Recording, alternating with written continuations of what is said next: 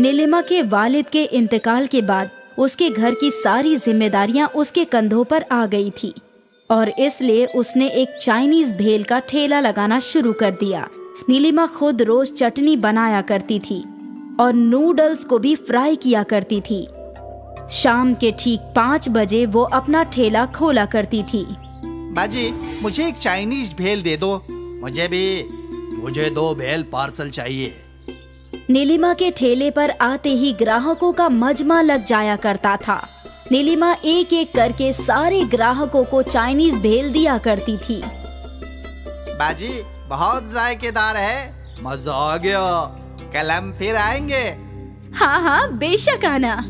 नीलिमा की खुद की बनाई चटनी और नूडल्स का जायका दूसरी दुकानों से अलग था और वही उसके ग्राहकों को पसंद आता था। कुछ ही घंटों में नीलिमा का सारा सामान खत्म हो जाया करता था। फिर वो घर लौट आती। ये लो अम्मी, आज की कमाई। वाह, आज तो तूने 600 रुपए कमाए हैं। हाँ, आज चटनी और नूडल्स ज्यादा बनाए थे। अच्छा है, कल से ऐसे ही ज्यादा बनाना। ठीक है अम्मी।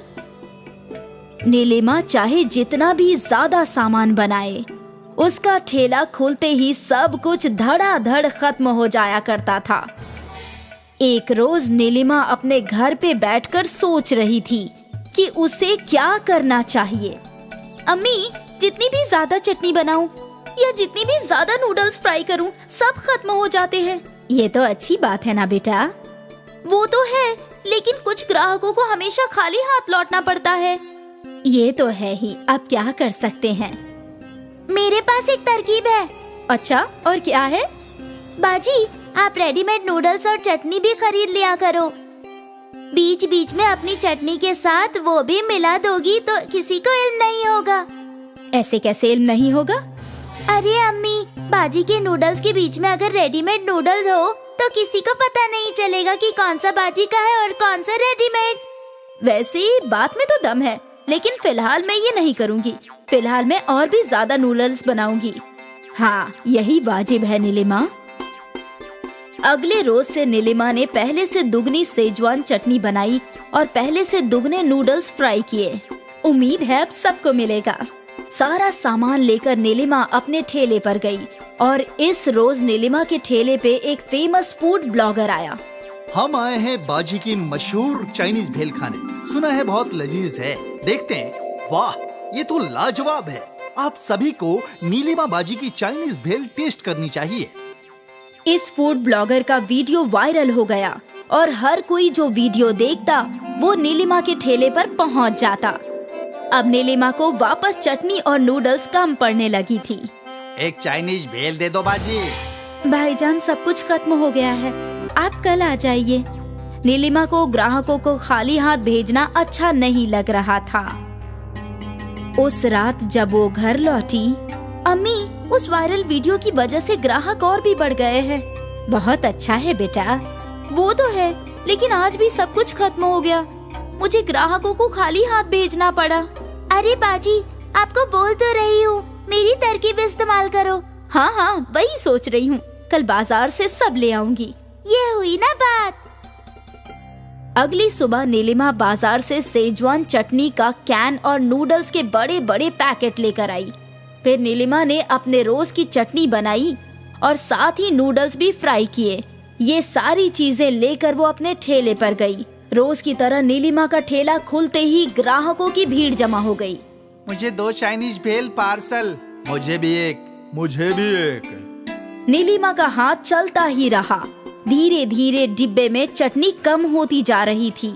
लगता है मुझे वो बाजार वाली चटनी भी मिला देनी चाहिए और नूडल्स भी। फिर नीलिमा ने अपनी चटनी में बाहर वाली चटनी मिला दी और फ्राइड नूडल्स में बाजार वाले फ्राइड नूडल्स मिला दिए। मुझे 2 चाइनीज भेल चाहिए। हाँ हाँ, दे रही हूँ। नीलिमा पहले की तरह सारे ग्राहकों को चाइनीज भेल बना बना कर खिला रही थी। बाजी, इसका जायका कुछ अलग है, पहले जैसा नहीं है, लेकिन अच्छा है। नीलिमा खुश थी कि उसके ग्राहकों को बाजार वाले सामान का जायका भी पसंद था। फिर क्या था, हर दिन नीलिमा बाजार से सेजवान चटनी और नूडल्स को अपने बनाए हुए सामान में मिला देती थी।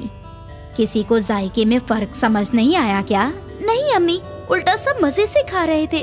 अच्छा है, लगता है छाया की तरकीब काम कर गई। अम्मी खुश थी कि नीलिमा की मेहनत कम हो गई थी।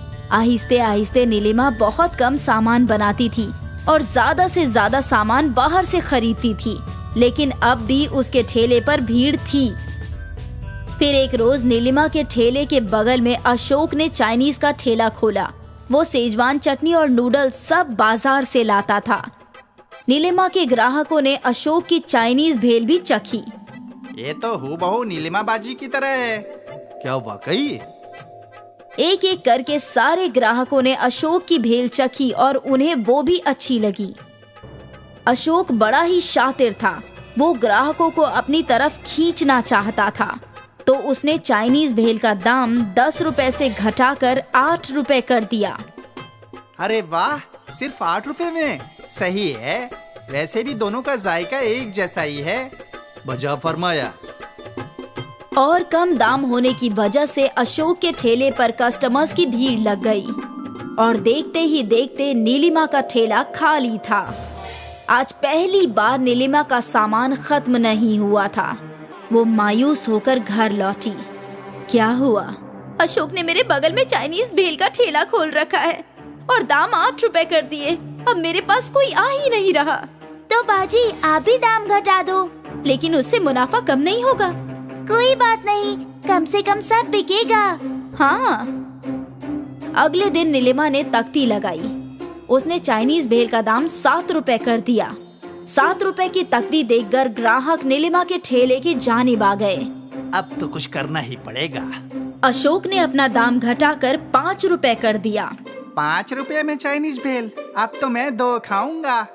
और एक बार फिर सारी भीड़ अशोक के ठेले की जानिब मुड़ गई।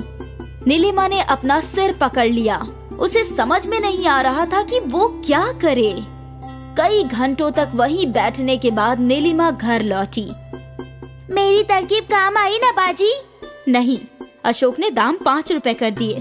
अभी भी सारा सामान वापस आया। मैं 5 रुपए से नीचे नहीं घटा सकती दाम। तो आप क्या करोगी? मुझे तेरी सुननी ही नहीं चाहिए थी। मेरा चाइनीज भेल का ठेला अच्छा खासा चल रहा था। जहाँ मैंने लालच के चक्कर में बाजार से सामान लाया, वहीं मेरा जवाल शुरू हो गया। मुझे लालची नहीं बनना चाहिए था।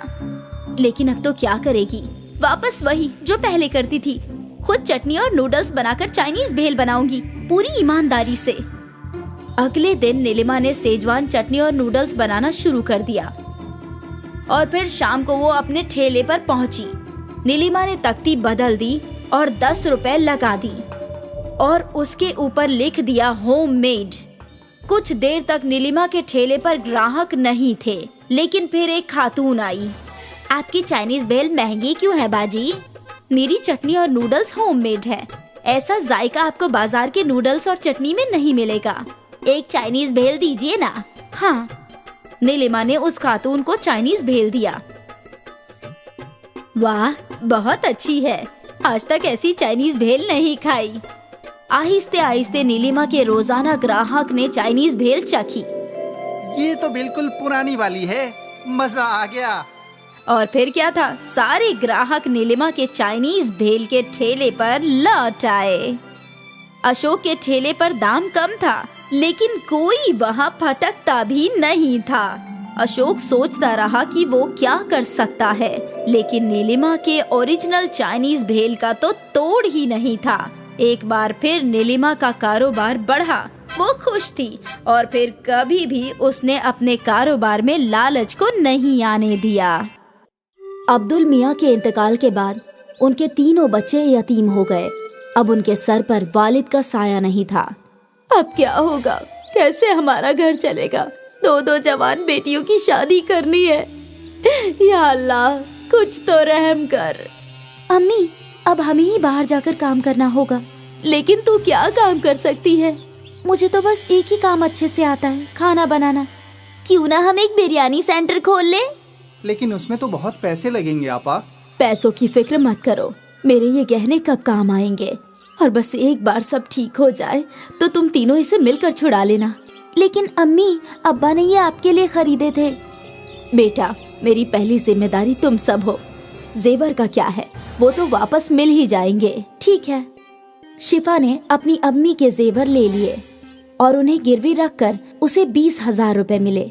उन पैसों से उन लोगों ने एक छोटा सा ठेला खरीद लिया और तीनों भाई बहन मिलकर उस ठेले पर काम करने लगे। ले लो गर्मा गर्म बिरयानी, जायका ऐसा कि उंगलियां चाटते रह जाओगे। ले लो गर्मा गर्म बिरयानी। कई लोगों ने उनके ठेले की बिरयानी चखी और सभी को वो बिरयानी अच्छी लगी। वाह, क्या बिरयानी है, हमने कभी इतनी लजीज बिरयानी नहीं खाई। हाँ, बहुत अच्छी बिरयानी है। शुक्रिया भाईजान, ये हमारी अम्मी का नुस्खा है, हमारी अम्मी की स्पेशल बिरयानी। बहुत अच्छी है। और देखते ही देखते उनका बिरयानी का ठेला चल पड़ा। अब लोगों की भीड़ लगने लगी। मुझे 2 बिरयानी पार्सल देना। ठीक है। मुझे भी दे दो। अब नदीम को लोगों को बुलाने की जरूरत नहीं थी। ठेले पर इतनी भीड़ रहती थी कि तीनों भाई बहन मिलकर ऑर्डर दिया करते थे। ये लीजिए आपका ऑर्डर। ये आपका। ये आपका। 1 माह बाद शिफा अपने कमाए हुए रुपए गिन रही थी। ये लीजिए अम्मी, इस माह का मुनाफा 20,000 रुपए। क्या? आपने सही सुना, 20,000 रुपए। इतने सारे पैसे? हमारी बिरयानी लोगों को बहुत पसंद आती है। ग्राहकों की हमेशा भीड़ लगी रहती है अम्मी। या अल्लाह, तेरा लाख लाख शुक्रिया। तूने मेरे बच्चों को कामयाबी अता फरमाई। शुक्रिया अम्मी, अगले माह ही आपके जेवर छुड़वा लेंगे हम, इंशाल्लाह। आज शिफा का खानदान बहुत खुश था। उनके अब्बा के इंतकाल के बाद पहली मर्तबा उनके घर में कुछ अच्छा हो रहा था। तीनों भाई बहनों ने अपनी मेहनत जारी रखी और दिन दुगनी और रात चौगनी तरक्की करने लगे। ये सब हम तीनों की इत्तिहाद की वजह से हो रहा है। बिल्कुल आपा। और हम हमेशा एक ही रहेंगे। हाँ, हमेशा। कुछ माह में तीनों ने ठेले से होटल बना लिया। नदीम काउंटर पर बैठा करता और शिफा और सना बिरयानी पकाया करती। नदीम भाई, वही जायका है, ठेले वाला। बिल्कुल, यही तो हमारी अम्मी का नुस्खा है। भाईजान, जायका कभी नहीं बदलेगा। लोग अक्सर इनकी बिरयानी के जायके की तारीफ किया करते थे। धीरे धीरे इन्हें दावत के केटरिंग के कॉन्ट्रैक्ट्स भी मिलने लगे। भाई, मेरे घर कल एक दावत है, 100 लोगों की बिरयानी चाहिए। जी बिल्कुल, मिलेगी ना, लेकिन वही जायका चाहिए जैसा हम यहाँ खाते हैं। बिल्कुल वही जायका रहेगा, आप बेफिक्र होकर ऑर्डर दे जाइए। तीनों भाई बहन बहुत खुश थे कि उनका कारोबार बड़ा होता जा रहा था। फिर एक दिन क्या हुआ, ये ऑर्डर अब तक गया नहीं। वो कादरी साहब के घर निकाह था, लेकिन किसी वजह से वो निकाह टूट गया, तो अब ये खाना नहीं जाएगा।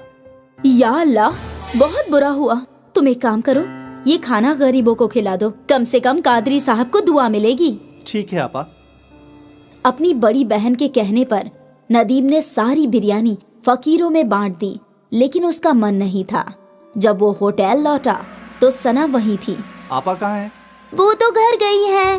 मुझे समझ में नहीं आ रहा कि आपा ने इतनी सारी बिरयानी गरीबों में बांटने को क्यों कहा।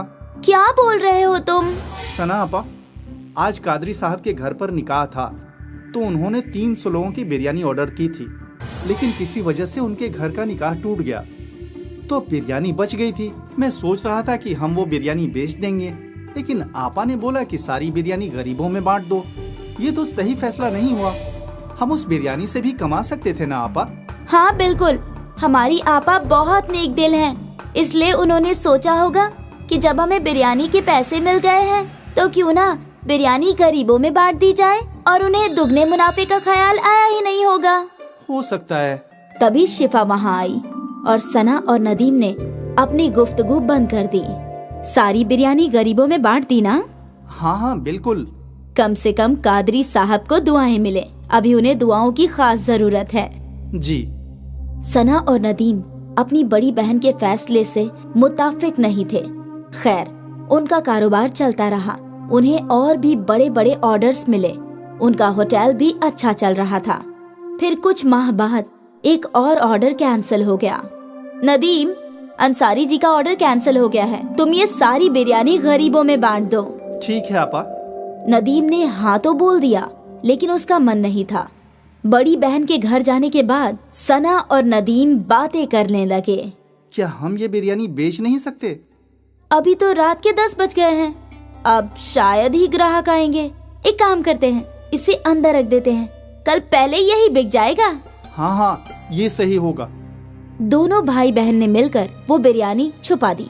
अगले दिन उन लोगों ने पहले वही बिरयानी बेची और वो दोनों बेहद खुश थे कि मुनाफा दुगना हो रहा है, और शिफा इस बात से बेखबर थी। फिर क्या था, जब भी कोई ऑर्डर कैंसिल होता, अगले दिन वो बिरयानी सना और नदीम होटल में बेचा करते थे। ये सिलसिला काफी महीनों तक चलता रहा। एक दिन ये बासी बिरयानी एक रेगुलर कस्टमर के प्लेट में आई। नदीम भाई, कुछ तो गड़बड़ है, बिरयानी में वो जायका नहीं है। ऐसा कैसे हो सकता है भाईजान? हम तो हमेशा से वैसे ही बिरयानी बना रहे हैं। ठीक है। धीरे धीरे सारे कस्टमर्स को बिरयानी की गड़बड़ समझ आने लगी और उन्हें वो जायका पसंद नहीं आ रहा था। यकायक उनके होटल में ग्राहक कम हो गए। तभी शिफा सोच में डूब गई। यकायक ऐसा क्या हो गया? हमारे ग्राहक टूट क्यों रहे हैं? ऐसा चलता रहा तो कैसे चलेगा? नदीम को अपनी गलती समझ आई। वो अपनी आपा के सामने रोने लगा। मेरी गलती है, मैंने और सना आपा ने बासी बिरयानी ग्राहकों को खिलाई। क्या? नदीम ने अपनी आपा के सामने सारी गलती कबूल की। ये तूने क्या कर दिया? ज्यादा मुनाफा कमाने के चक्कर में धंधा ही तोड़ दिया। अब हम कैसे ग्राहकों को वापस लाएंगे? हमें माफ कर दीजिए आपा। हमें इल्म नहीं था कि ऐसा कुछ हो जाएगा। तुम्हारे लालच ने सब कुछ बर्बाद कर दिया। तीनों सोचने लगे कि अब वो लोग क्या कर सकते हैं। और फिर अगले दिन शिफा को एक तरकीब सूझी। शिफा ने एक तख्ती लिखवाई, हमें माफ कर दीजिए, हमारी गलती की वजह से आपको बासी बिरयानी खानी पड़ी, हम शर्मिंदा हैं, इसलिए अगले 1 हफ्ते तक हम सबको मुफ्त में बिरयानी खिलाएंगे। ये तख्ती शिफा ने होटल के बाहर लगा दिया। कस्टमर्स ने तख्ती पढ़ी और वो मुफ्त की बिरयानी खाने होटल आ गए और एक बार फिर उन्हें ताज़ी बिरयानी का जायका पसंद आने लगा। ये तो बिल्कुल पहले जैसी है। हाँ, मजा आ गया। भले ही उनको 1 हफ्ते मुफ्त की बिरयानी खिलानी पड़ी, लेकिन उनकी मुश्किल का हल निकल गया। उनके ग्राहक लौट आए और सना और नदीम को समझ में आ गया कि लालच बुरी बला है। एक बार फिर अम्मी की बिरयानी चल पड़ी। एक बार की बात है, रामगढ़ नाम के कस्बे में गोपाल अपनी 3 बेटियों संध्या, मीरा और नैना के साथ रहता था। उसकी बीवी का इंतकाल हो चुका था। गोपाल बहुत मेहनत करके गुजारा कर रहा था। एक रोज, अगर यही हालात रहे तो मैं अपनी बेटियों की शादी कैसे करूंगा? मैं तो 2 वक्त का खाना ही इतनी मुश्किल से ला पाता हूँ। ऐसे ही दिन गुजर रहे थे। एक रोज गोपाल बीमार पड़ जाता है। घर में खाने को कुछ नहीं होता। गोपाल के इलाज के लिए भी पैसे नहीं होते। घर में जो कुछ होता है वो संध्या वालिद को दे देती है और अब उन तीनों बहनों के लिए कुछ नहीं बचता। तीनों पानी पीकर सो जाती है। संध्या सुबह उठती है और सोचती है, अब मुझे ही कुछ करना पड़ेगा। अब्बूजान की तबीयत तो बेहद खराब है, मालूम नहीं कितना वक्त लगेगा। संध्या काम की तलाश में निकल ही रही थी कि इतने में उसकी दोनों बहनें आती है और कहती है, बाजी, मैं भी आपके साथ काम की तलाश में चलूंगी। दोनों मिलकर काम करेंगे तो बेहतर होगा। वैसे भी आपने हम दोनों के लिए काफी कुछ किया है। हमें तालीम मिल पाए इसलिए आपने अपनी तालीम छोड़ दी। मुझे सब इल्म है। क्या सिर्फ बड़ी बहन होने का फर्ज आप ही अदा करेंगी? ये सुनकर वहाँ खड़ी नैना भी बोल पड़ी, हाँ संध्या बाजी, हम दोनों सब जानते हैं। जब भी कभी घर में खाना कम होता है तो तुम हमें अपने हिस्से का खाना दे देती हो। बाजी, मैं भी आपके साथ चलूंगी। बाजी, मैं भी अब बड़ी हो गई हूँ। तुम दोनों को कहीं जाने की कोई जरूरत नहीं। अभी तुम्हारी बड़ी बहन जिंदा है, मैं कुछ न कुछ कर लूंगी। संध्या काम की तलाश में निकलने लगती है। मीरा और नैना संध्या की बात नहीं मानती और वो दोनों संध्या के साथ काम पर जाने की जिद करती है। संध्या उनके आगे हार जाती है। तीनों काम की तलाश में इधर उधर घूमती है, लेकिन कोई काम नहीं मिलता। तीनों बेहद भूखी होती है। तीनों ने कई रोज से ठीक से खाना नहीं खाया था। संध्या बाजी, कितना वक्त हो गया काम तलाशते हुए।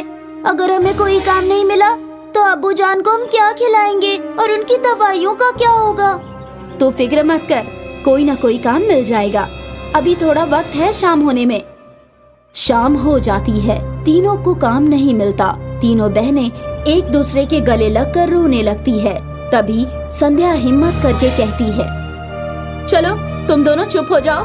एक काम करते हैं, जंगल के रास्ते से चलते हैं। मैंने सुना है कि वहाँ पेड़ पर कई तरह के फल लगे होते हैं। क्या मालूम किसी पेड़ पर कोई फल या कुछ खाने को मिल जाए।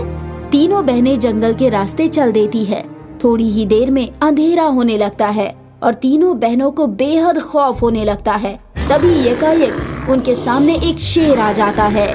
उसे देखकर तीनों बहनों की हालत डर के मारे खराब होने लगती है। तभी शेर कहता है, वाह, आज तो इतना सारा गोश्त खाने को मिलेगा। आज तो मजा ही आ जाएगा। शेर जी, आप मुझे खा लीजिए, लेकिन मेरी दोनों बहनों को छोड़ दीजिए। नहीं शेर जी, आप मुझे खा लीजिए। नहीं नहीं शेर जी, आप इन दोनों को मत मारो, आप मुझे खा लो। फिक्र ना करो संध्या, मीरा और नैना, मैं तुम तीनों में से किसी को नहीं खाऊंगा। शेर जी, आपको हम तीनों का नाम कैसे पता? मैं एक जादुई शेर हूँ। मुझे किसी नेक इंसान की तलाश थी जो अपनी परवाह किए बगैर दूसरों के बारे में सोचे। ऐसे इंसान के मदद करने से ही मुझे आजादी मिलेगी। मुझे खबर है तुम तीनों यहाँ क्यों भटक रही हो। तभी शेर अपनी जादू से तीनों के सामने एक एक जादुई चूल्हा रख देता है और कहता है, ये तीनों जादुई चूल्हे हैं। संध्या, इस चूल्हे पर तुम जो भी बनाओगी वो खाना कभी कम नहीं पड़ेगा। और मीरा, तुम अपने चूल्हे पर जो भी बनाओगी वो बहुत मीठा और मजेदार बनेगा। और नैना, तुम अपने चूल्हे पर जो भी बनाओगी वो क्या कहते हैं उसे, चाइनीज खाने में तब्दील हो जाएगा और बहुत लजीज भी होगा। हमेशा इन चूल्हों का सही इस्तेमाल करना और बने हुए खाने को बर्बाद मत करना। ये कहकर शेर गायब हो जाता है। तीनों बहनें जादुई चूल्हे को लेकर घर आती है और वालिद को सब बताती है। अब उन सब की जिंदगी बड़े आराम से गुजर रही है। अब गोपाल भी काम पर नहीं जाता था। अब मीरा और नैना दोनों जादुई चूल्हे पर बहुत सारा खाना बना लेती और उसे बर्बाद करती। गोपाल और संध्या ने दोनों को ऐसा करने से मना किया। एक रोज, मीरा, नैना, तुम दोनों उस जादुई चूल्हे का गलत इस्तेमाल कर रही हो। तुम दोनों को अपनी जरूरत के हिसाब से ही खाना बनाना चाहिए। मीरा और नैना पर संध्या की बात का कोई असर नहीं पड़ता। दोनों इसी तरह खाना बर्बाद करती रहती। मीरा अलग अलग तरह के मीठे पकवान बना लेती है, जो दिल करता है खा लेती है, बाकी फेंक देती है। नैना भी बिल्कुल ऐसा ही करती है। संध्या ने दोनों को बहुत समझाया, लेकिन दोनों की आदत नहीं सुधरी। एक रोज, संध्या बाजी, क्या आपने मेरा चूल्हा कहीं देखा है? मिल नहीं रहा है। मेरा भी चूल्हा नहीं मिल रहा है। अरे ये क्या, मेरा भी चूल्हा नहीं है। तभी गोपाल आता है और सारी बातें सुनने के बाद कहता है, मीरा और नैना, मैंने और संध्या ने तुम दोनों को कितना मना किया कि ऐसे खाना बर्बाद मत करो। जादुई चूल्हे पर जरूरत के हिसाब से ही खाना बनाओ, लेकिन तुम दोनों को कुछ समझ नहीं आ रहा था और आज तुम्हारी वजह से संध्या का चूल्हा भी गायब हो गया। ये सब सुनकर दोनों को बहुत बुरा लगता है। रात हो जाती है। दोनों को बहुत भूख लगती है, लेकिन खाने को कुछ नहीं था। सब भूखे ही सोने जाते हैं। ये का एक बहुत बारिश होने लगती है और बहुत आंधी तूफान भी आने लगती है। मैंने सोचा था कि कल सुबह उठकर किसी काम की तलाश में जाऊंगा, लेकिन इतनी बारिश हो रही है, लगता नहीं कि ये बारिश 2-3 रोज से कबले रुकेगी। हाँ अब्बूजान, आप सही फरमा रहे हैं। अब तो 2-3 रोज भूखे ही सोना पड़ेगा। ये सब मेरी ही गलती है। अगर मैं उस चूल्हे पर बने खाने को ऐसे बर्बाद न करती तो आज वो चूल्हा हमारे साथ होता। मैं उस जादुई चूल्हे के आने के बाद अपने पुराने दिन भूल गई थी कि किस तरह हमें भूखे पेट सोना पड़ता था। मीरा बाजी, तुम सही फरमा रही हो। ये सब हम दोनों की गलती से हुआ है और हमारी वजह से संध्या बाजी का चूल्हा भी गायब हो गया। ये कहकर दोनों रोने लगती है।